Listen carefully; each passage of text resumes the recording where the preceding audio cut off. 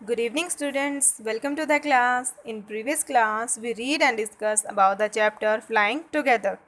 Today, we continue the remaining part of this chapter. In previous class, we read it where the hunter spread the net on the top of the tree. But we continue it one previous passage, which we already read, so that you all connect this class to the last class. So, let's continue. The hunter climbed up to the tree with the help of creeper. Hunter क्या करता है? उस bell की सहायता से पेड़ पर चढ़ जाता है. He got to the top and spread his net there. वो जाता है उसके सबसे ऊपर वाले भाग पर और जाकर वहाँ पर अपना जाल बिछा देता है. Then he climbed down and went away. उसके बाद वो वहाँ से नीचे छलांग लगाता है और चला जाता है. इन द इवनिंग, शाम के समय में, द गीज रिटर्न होम, जब जो हंस है वो वापस आते हैं. They did not notice the net, वो जो है उनका ध्यान ही नहीं जाता कि वहाँ पर जो है कोई नेट भी बिछाया है. As they flew into the tree they were trapped, जैसे ही वो उस ट्री पर आते हैं वो उस नेट में जो है जाल में फंस जाते हैं. ट्रैप्ड मतलब होता है फंस जाना. They struggled hard to get out but could not, वो काफ़ी जो है कोशिश करते हैं वहाँ से निकलने की, लेकिन वो नहीं निकल पाते. स्ट्रगल मतलब होता है कोशिश करना. हेल्प हेल्प क्राइड द गीज, बचाओ बचाओ, मदद करो, इस तरीके से गीज जो है चिल्लाने लगते हैं. We are caught in the hunters net, हम जो हैं कहाँ फंस गए हैं? शिकारी के जाल में फंस गए हैं. प्लीज़ हमें बचाओ. Oh what shall we do, अब हम क्या करें? Don't make a fuss now said the voice old bird, जो थोड़ा समझदार होता है ये हंस, वो क्या कहता है कि अब और कुछ गड़बड़ करने की कोशिश मत करो. फ्यूज़ मतलब, फ्यूज़ जो है उसका मतलब होता है गड़बड़ करना. अब कोई और गड़बड़ मत करो, ठीक है. Long ago I told you to destroy the creeper, कुछ समय पहले मैंने तुम्हें कहा था कि तुम इसको, क्रीपर जो है ये बेल, इसको डिस्ट्रॉय कर दो, नष्ट कर दो. बट यू डिड नॉट, लेकिन तुमने नहीं किया.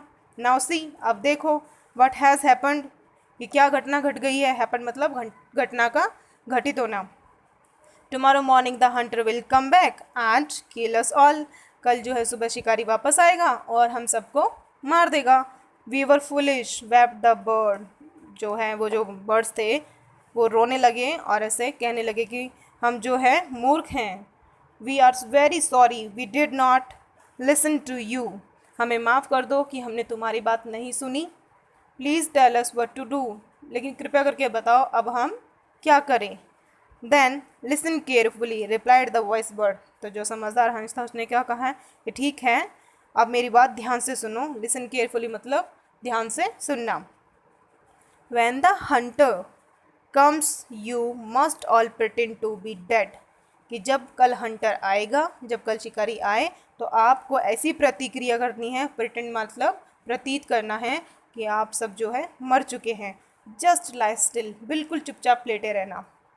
The Hunter will not want dead birds, उसको ज़्यादा खुशी नहीं होगी मरे हुए बर्ड्स को देखकर. He will threw us to the ground, और वो क्या करेगा, हमें निकाल के जो है ज़मीन पर पटक देगा.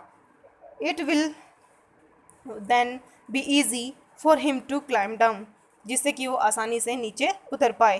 कलेक्ट द डेड बर्ड्स, और वो जो मरे हुए पक्षियों को उठाएगा. एंड टेक देम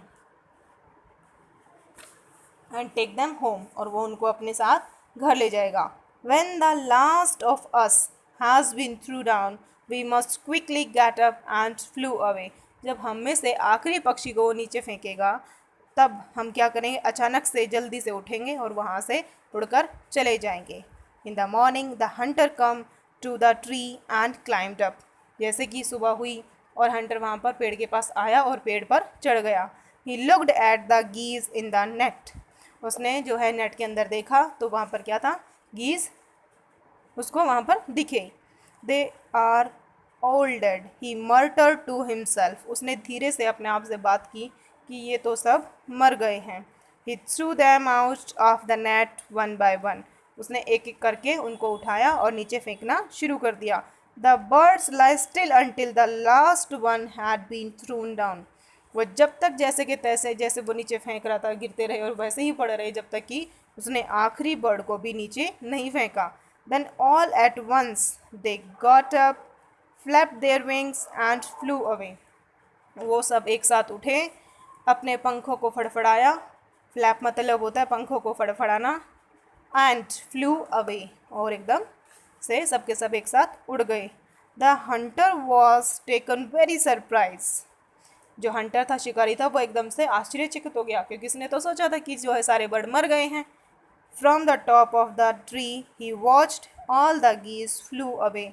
अब वो पेड़ के ऊपर बैठा बैठा ये देख रहा है कि सारे के सारे पक्षी जो है उड़ गए हैं. तो ये कहानी बेटा यहीं पर जो है ख़त्म होती है. तो इस कहानी का मोरल ऑफ द स्टोरी क्या है? इस कहानी का मोरल ऑफ द स्टोरी यही है बेटा कि हमें जो है अपने बड़ों की बात सुननी चाहिए, माननी चाहिए. चाहे हमारे माँ बाप हों, बड़े भाई बहन हों, अध्यापक हों, कोई भी हों.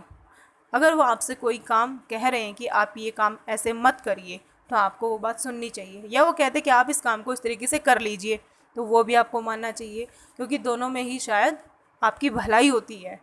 आप उस वक्त नहीं समझ पाते, लेकिन हमेशा बड़ा अगर आपको कोई चीज़ के लिए मना कर रहा है या करने के लिए कह रहा है, तो उसमें आपका भलाई छुपी है. तो आपको वो सारी बातें सुननी चाहिए और माननी चाहिए. कई बार क्या होता है कि हम नहीं मानते. कई बार बहुत छोटा सा हमारा नुकसान होता है, उसको हम इग्नोर कर देते हैं. लेकिन कई बार क्या होता है कि हमें ना सुनने की वजह से या बड़ों की बातें ना मानने की वजह से बहुत बड़ी मुसीबत का सामना करना पड़ जाता है. जैसे कि इस कहानी में भी हुआ. अगर वो पहले ही मान लेते कि वो जब क्रीपर बहुत छोटी थी, बेल जो बहुत छोटी सी थी, कि उसी को उस वक्त डिस्ट्रॉय कर दो, नष्ट कर दो, अगर वो पहले ही मान लेते उसकी बात, तो शायद उनको इस प्रॉब्लम को झेलना ही नहीं पड़ता. तो ऐसे ही जब आपके बड़े आपको कोई बात कह रहे हैं, मना कर रहे हैं या करने के लिए कह रहे हैं, तो आपको सारी बातें उनकी सुननी चाहिए ध्यान से, और माननी भी चाहिए, क्योंकि वो आपकी भलाई के लिए ही कहते हैं. तो आज की इस वीडियो में इतना ही. नेक्स्ट जो वीडियो बनाएंगे, उस नेक्स्ट वीडियो में जो है नेक्स्ट क्लास में हम जो इसकी एक्सरसाइज है, क्वेश्चन आंसर्स हैं, उसके बारे में डिस्कशन करेंगे. आज के लिए इतना ही. धन्यवाद.